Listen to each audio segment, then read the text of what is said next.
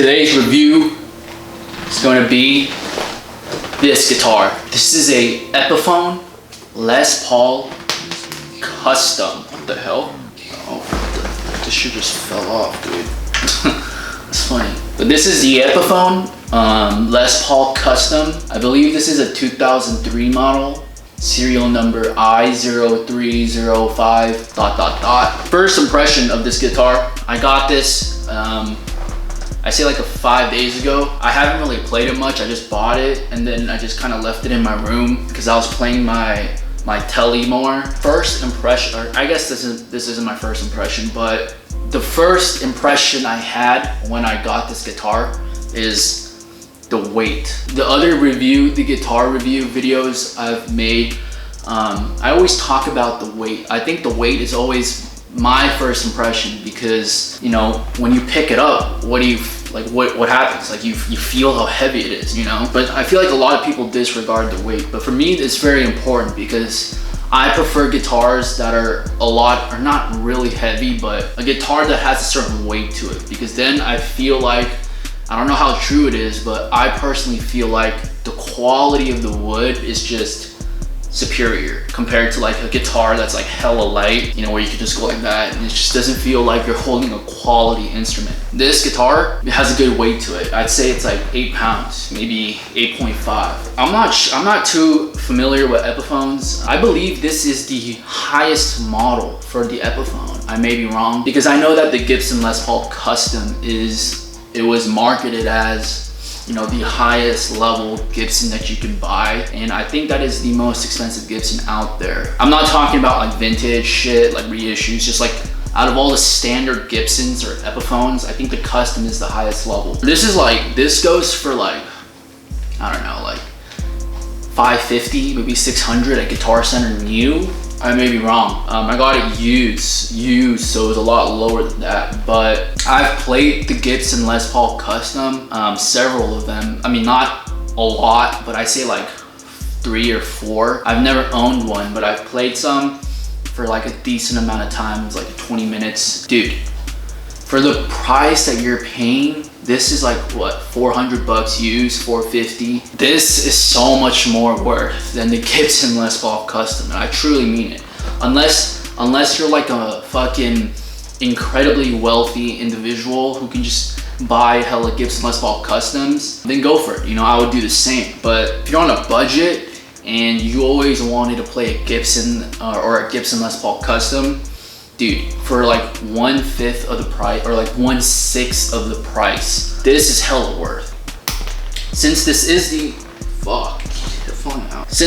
the highest model for the Epiphone, they obviously put in a lot more care and work into the details. Immediately on the back, Grover tuners. I don't know, I'm not really like a tuner expert guy. I don't really mod my guitars that much, but I've heard the Grover name over and over and over when it comes to tuners. Grover tuners, Koto tuners, Deluxe, dude, I have no idea. Like Deluxe locking tuners, whatever. But Grover is like one of the brand names that I repeatedly hear over and over when it comes to quality tuners. And this Epiphone has these Grover tuners. Another cool aspect of this guitar, and something that I really like about Gibsons, are just these inlays. I love the inlay design on the Custom. I know like on the Gibson standards, they do have pearl inlays, but it's like a different design. It's like a hexagon, or it's like a cut. Like, I don't know how to describe it, but I'm sure you guys know. But for the Customs and for some Gretsch models, like it's just a block. But sometimes the Gretsch blocks are like really big, but this is just like a smaller block, and I really like this kind of design. It just puts like a lot more class, a lot more like luxury feel to the guitar, in my opinion. They also put on a Gibson truss rod cover, even though it's an Epiphone, which I don't understand why they would do that. I've said this in my other video too, bro, just put on Gibson, the brand name, and below say buy Epiphone, or put on Epiphone, but don't do this weird ass headstock shape, dude. Like, what the fuck? I don't know why like they do this. I really don't know why they do this, but I mean, I'm not the CEO, so I can't really tell them what to do. Maybe that's why Gibson went bankrupt. Another cool feature that I really like about the customs are just these, I don't know what you call this, but it's like the double inlays, or not the inlays, it's like a binding, like the white binding. I think that's really cool, like on the over the headstock right here, and then on the side of the body. I had a 62 reissue Telecaster in surf green, and it also had this white binding on the side, and I thought that was really cool. It just made it look a little bit more fancy than just regular guitars. The neck is like, dude, the neck is not bad. It's like, it's pretty different from a Fender neck, just because the back is not wood, or maybe there's wood underneath, but this is like a gloss type of feeling. You know, on like a Fender Strat or like a Tele, or even like some like Ibanez is like, it's just wood, you know? But this is just like, it's just like plasticky, like, it's like a, I don't know how to explain it, but it's just like the same feeling as the body, you know? And, you know, I prefer the wood, but, you know, this has an interesting feel as well to the neck.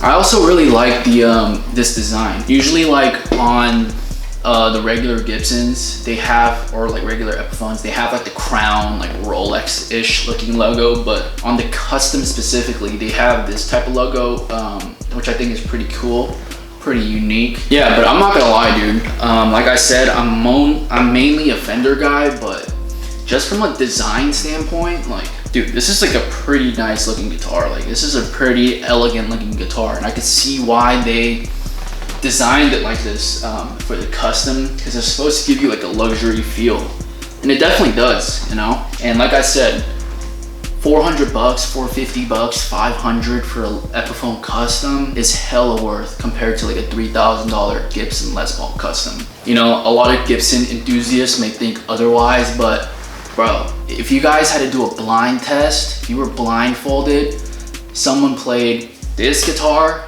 Epiphone Les Paul custom, and someone played a Gibson Les Paul custom, and let's say they played it out of the same amp, like a Fender Princeton or like a twin reverb, bro, I would put money on it that you will not be able to tell the difference unless you're like some kind of genius savant. I mean, like, I played this through an amp, dude, it sounded pretty damn good. I feel like the brand name it says a lot on, you know, consumer behavior. If I literally just, in this review, if I just told you guys, if I blurred this part out and said, oh, this is a Gibson Les Paul custom, I'm sure that's a decent amount of you guys would probably have believed me, because dude, just apart from this part, dude, everything from the top bottom is literally a Gibson Les Paul custom. There may be some little, like, this is not original, so this doesn't count, and obviously there's supposed to be a pickguard, but there's some minor differences. I don't know, because I don't have a Gibson Les Paul custom right next to me, but you would not be able to tell the difference. No way, dude. Like, yo, that's the power of brand name, you know? You put a Gibson thing, Gibson logo on the headstock, boom, turns $3,000. You put something like Epiphone, boom, 600 bucks. But in the end, is it much different? It probably is, but, you know, I feel like the player matters more, obviously. But Epiphone Les Paul custom, early 2000, I'd give this like a 8 out of 10. It's a pretty good guitar.